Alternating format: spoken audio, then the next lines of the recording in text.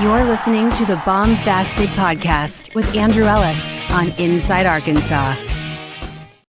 What's going on, everybody, and welcome back to the Baumbastic Podcast presented by Inside Arkansas and hosted by Andrew Ellis. It is Wednesday. It is July 2nd. There is not much going on with the Arkansas Razorbacks in terms of baseball, in terms of additions. A little bit of a quiet week, which, July 4th weekend, there's a lot going on. People got plans. People have families and things of that nature.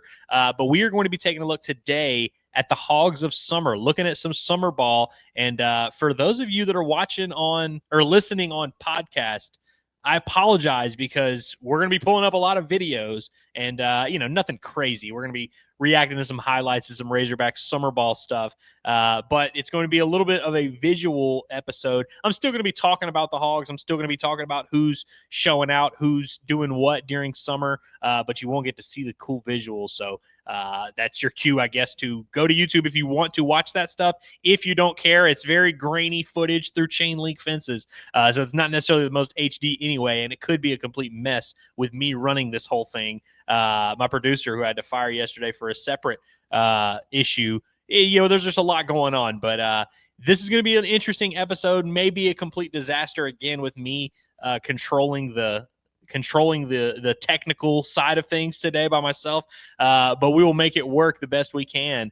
Before we do that today, I want to talk to you about a couple of our sponsors, starting with Hickey Hole Law, who handles matters such as divorce, custody, criminal, civil litigation, and more.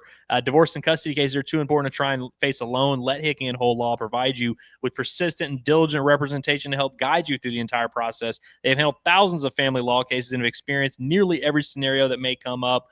They know every case they take is important, and they strive to give each one the utmost time and care it deserves. Hickey Hole Law have offices across the state of Arkansas in Fayetteville, Fort Smith, Little Rock, and Mena. You can call them today at 479-434-2414, or you can check out their website, visit hickeyandhole.com, or scan the QR code in the top right corner of your screen. It's Hickey Hole Law.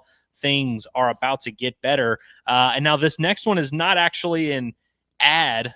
This is really just something I wanted to call attention to. Matthew Schlutterman is a name that you guys might not know, but he works. He's one of the student managers for the Arkansas baseball team. Does a great job. He's been around the program for a while. His sister Madison also goes to school at the U of A. Their mother, Heather, while she was in Omaha in the College World Series, supporting the Razorbacks and also supporting her son, who works for the team, suffered a stroke in the heat out in Omaha. It's always hot there. Suffered a stroke. And I believe just now got back to Fayetteville, got back to Northwest Arkansas like yesterday this week. So it's been a very difficult time for the Schlutterman family for that reason. And her husband, Josh, is trying to raise some money. And also Madison McIntyre, who is the father of Will McIntyre. Of course, you guys know him, another great Razorback. All of these guys are great Razorbacks worth supporting. But wanted to call attention to this. There is a link to this GoFundMe. I'm putting it in the description of this video, both on YouTube and on podcast, wherever you are listening to this. Look for that link. And if you can't find it there, reach out to me some way. I will get you that link. I retweeted it the other day. I might tweet it out again also. But there's a link to their fundraiser goal. They're trying to raise $40,000. They're at just under $26,000 now, so inching closer. And obviously, I understand everyone has their own different situations. If you are inclined and if you are able and blessed and in a good position to be able to help out with this is certainly something worth putting that towards. If you're kind of just looking for something to do, this is a family that could definitely use it. And so our thoughts and our prayers are with them. Absolutely. We love all our Razorbacks. But just a tough time for their family, and wanted to shout them out, wanted to let you know that there's good things happening behind the scenes to be with them during this time period. And if you are able to contribute, absolutely, by all means, would really appreciate that. So shout out to them again, though. That description will be it'll be in the description of this podcast on YouTube, in Apple Podcasts, in Spotify, however you are listening. And I will go ahead and tweet that out again. But wanted to call attention to that before we started today's show. So summer ball. A lot has, not a lot. About a week has gone by since we talked about the summer ball destinations and where everyone was going to be playing this summer. A few Hogs had kind of already gotten out to action. I want to talk about some of those Hogs. And there's a few others that have just now started their summer. We're now at the point where pretty much every Hog who is assigned to play summer ball is in full swing of things. The only two that have not played yet are Hunter Dietz, who's in the Cape with the Hyannis Harbor Hawks. Hopefully we'll get to see him on the mound soon. Don't know if he's not scheduled to throw yet or what. His two teammate pitchers that just got up to the Cape, they've each thrown about an inning and a third each. So it's not like, anybody has a huge crazy workload. We'll see if he pitches in the near future here. The only other guy I couldn't find stats for or find anything for, Carson Willis. We talked about the Rocky Mountain College Baseball League. Could not find, I searched far and wide on the internet. If he has been playing in those games this summer, I wish I had the report for you. I could not find it anywhere. And I'm a weirdo. So I'm like, I know all the weird sites. I know Point Streak. I know, a Game Changer. I know all these random sites where people keep stats for baseball games. I could not find Carson Willis anywhere. And when I would check on the Rocky Mountain Baseball site, it would literally just show like last year's stats. You know what I did learn? Damian Ruiz, the Lamar outfielder who visited Arkansas this week, visited LSU, visited Mississippi State, maybe the next big portal domino that we talk about. Apparently he played in the Rocky Mountain League last year and was like the Triple Crown winner, led the league in everything. That's the only thing I could find was league leaders from last summer. And I just kept seeing his name on every single chart. So good to know that Damian Ruiz crushed it in that Rocky Mountain League. Hopefully we'll get to see Carson Willis, Arkansas's potential catcher C2 for next season. We'll see what they do there at the catcher position. But we're going to talk about, let's see, how many names do I have here? 1, 2, 3, 4, 5, 6, 7, 8, 9, 10. I guess that's 10 names we're going to talk about here across 3 leagues, essentially. One of those leagues being Team USA Collegiate National Team, their training camp that they have going on. I don't know. I believe it's this Friday maybe that they will finally cut the roster down. They're playing today, like almost as we speak, or as I'm recording this, they're about to start playing.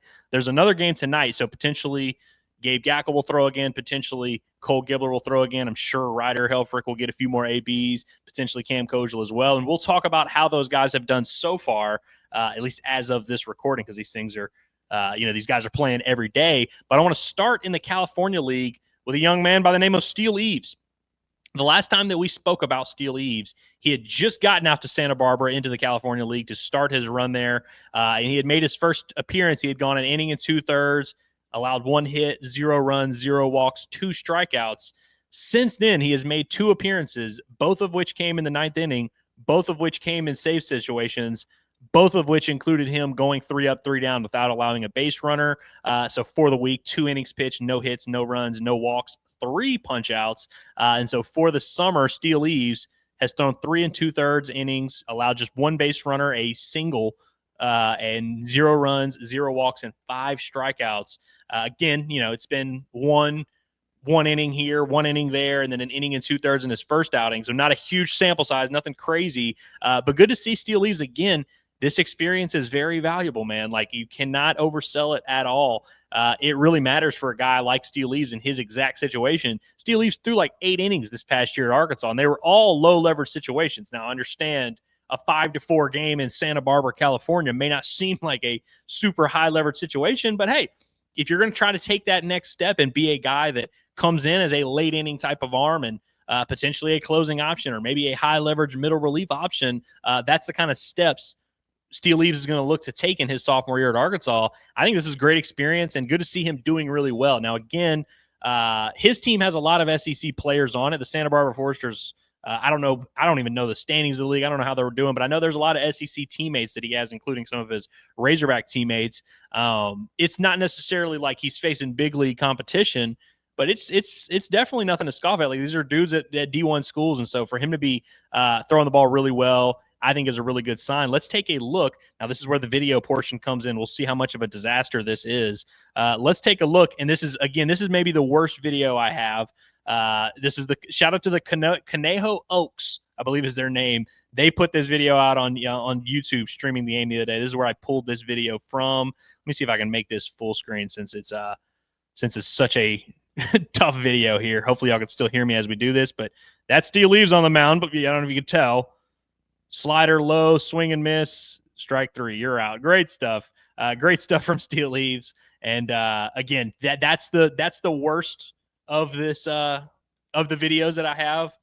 We'll see how the other ones are a little bit better. Hopefully I can handle the transition a little bit easier there. But there's a nice look at Steelies. The next guy I want to talk about, and I've got 4 different videos to show you from Brenton Clark because he had a 4-hit game the other day. So we're just going to show all 4 hits there. But I want to talk about Brenton Clark a little bit before I do it.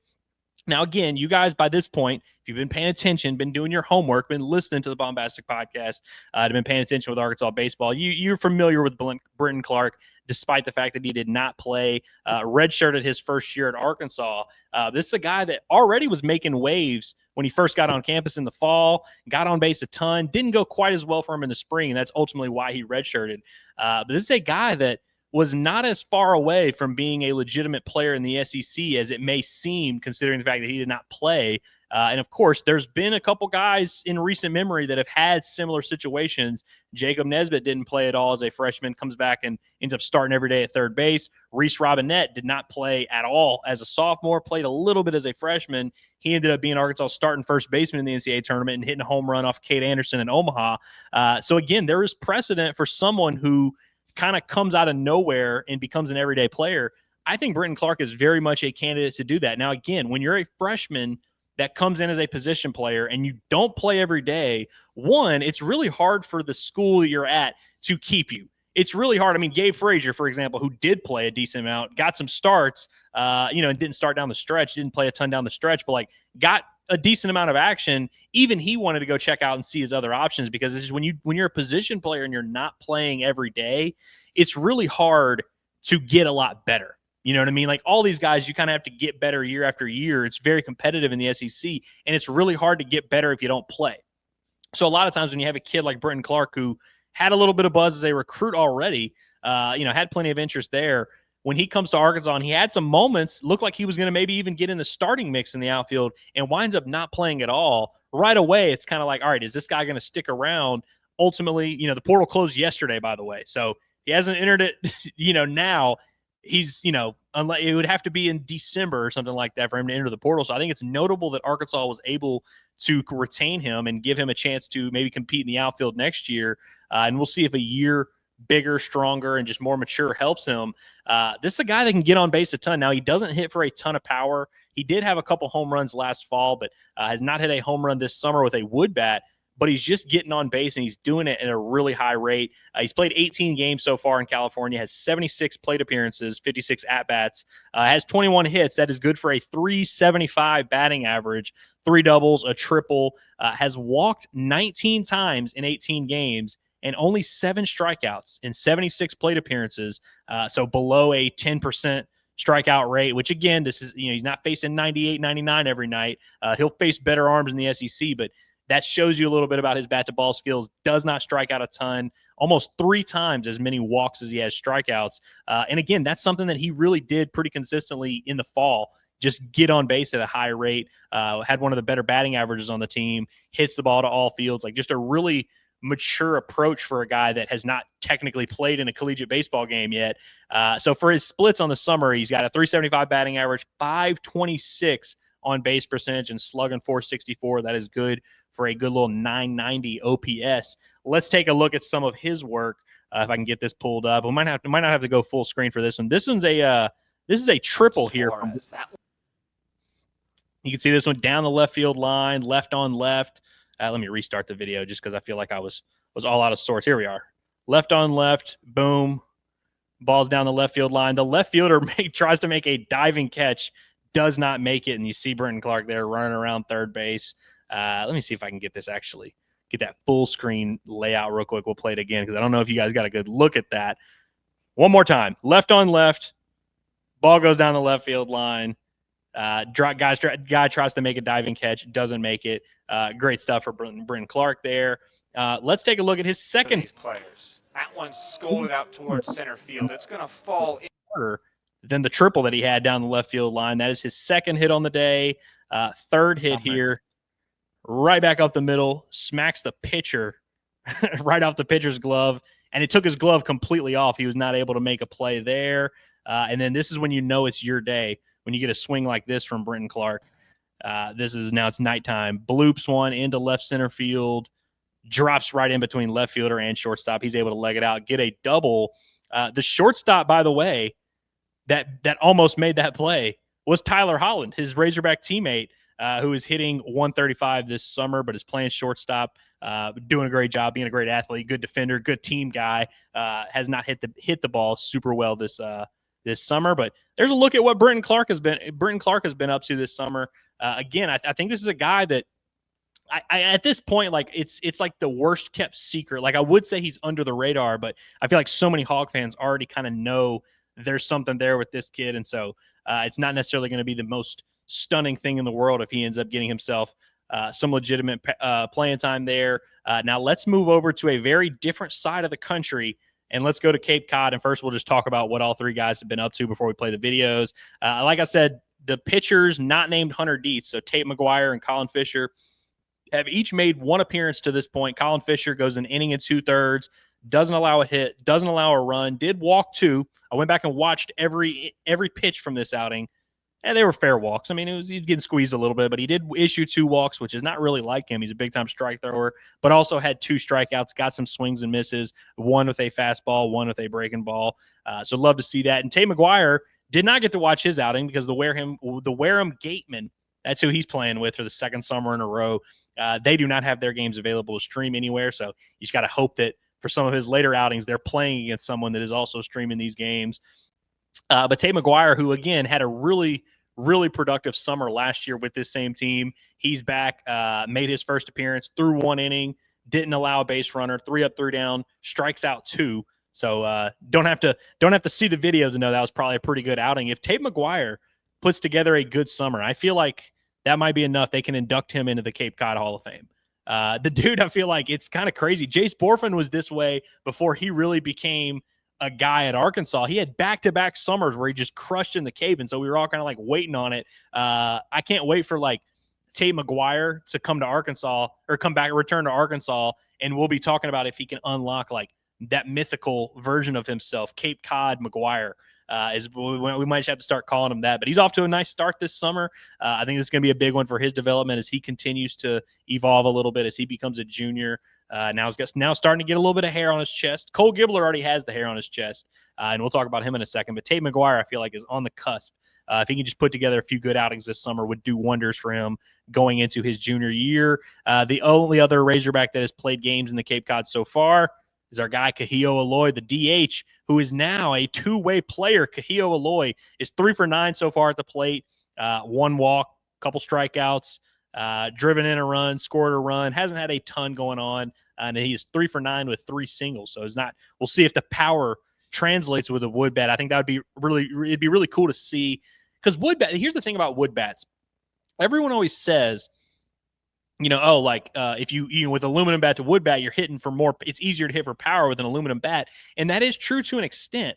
But the real ball knowers know that when you really barrel one up and it's in the sweet spot, a wood bat actually can project the ball a little bit further. Now, obviously, you have to barrel it up. The aluminum bat will help you get a ball over the fence if you didn't really square it up. You kind of hit it off the end of the bat. Some of those can fly further with an aluminum bat, but when you barrel one up with a wood bat, you hear that noise. It's just beautiful. So I'm hoping by the time Kahio Aloy is done playing in the Cape, that we've had one of those just like loud, thunderous, sounds like lightning wood bat connections to really show the scouts that his power translates. But let's take a look at the work of some of these young gentlemen.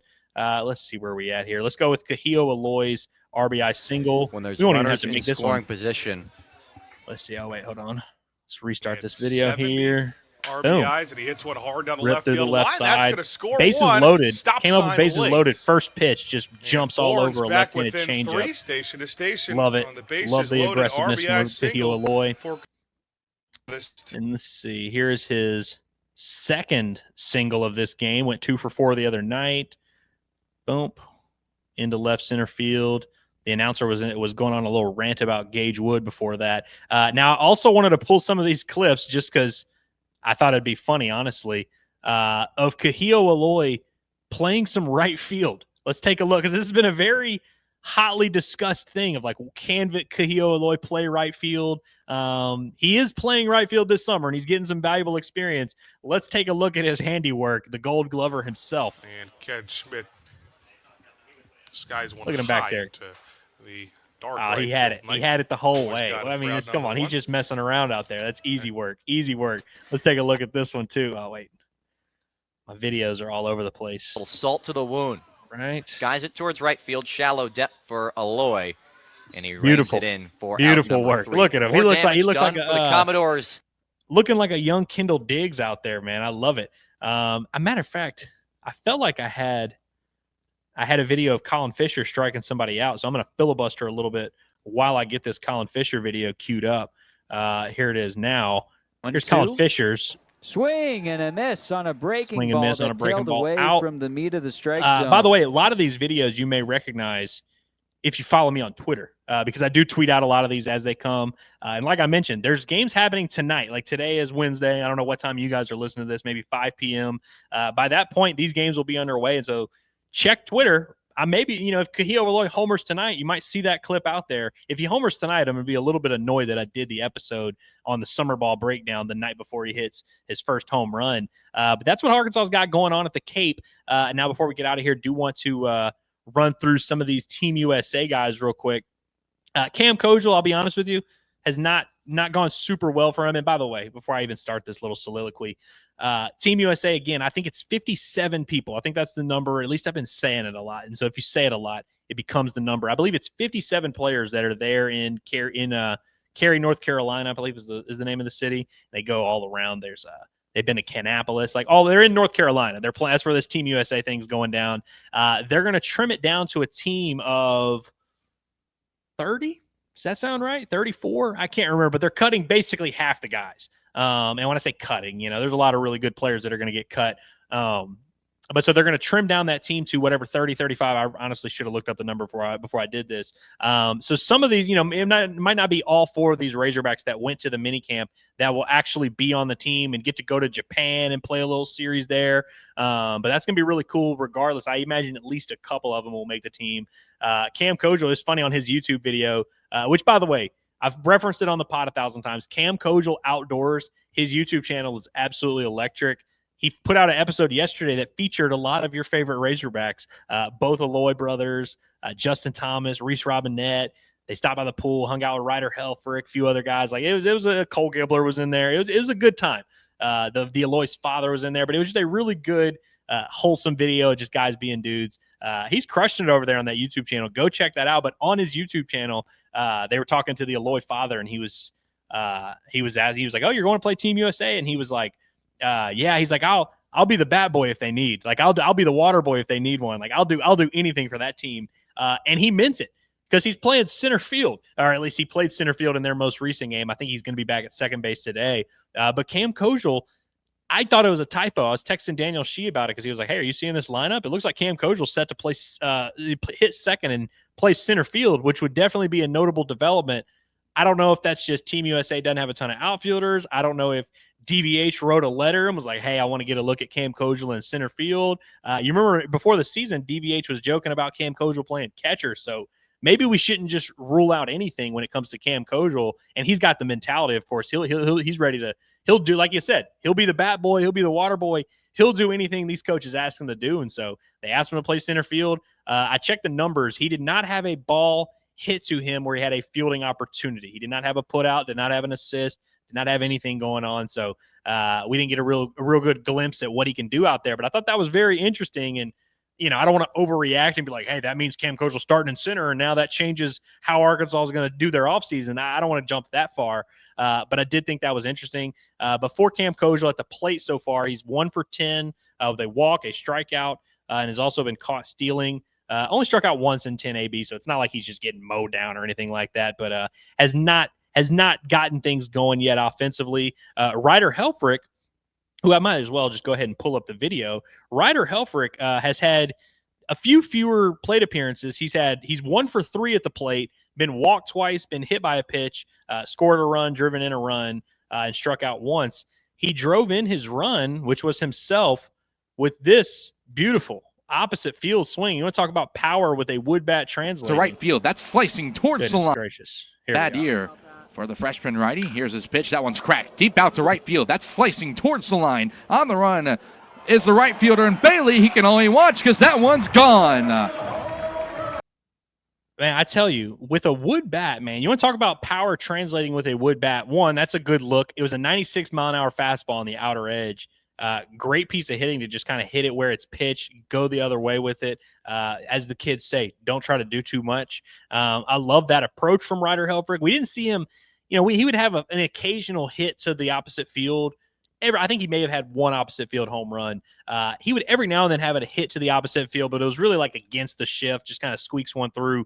To hit the ball with authority to right field as a right-handed hitter, especially a catcher who hits over 300 already. And I mean, he was very, very pull heavy this past year, and he hit 315 with 15 home runs. So I think that kind of tells you the different levels that Ryder Helfrich could reach if he's really going the other way with authority like that. I feel like that's a really good sign for him. And so I'd love to see that. He will I would be stunned if he didn't make the actual team. I would imagine he's probably the best catcher there. They haven't played him a ton in these scrimmages. Now, of course, there's like 4 catchers there.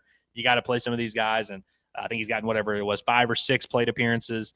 I think Ryder Helfrich's probably a safe bet to make this team. And a couple other guys that I feel like did a really good showing for themselves.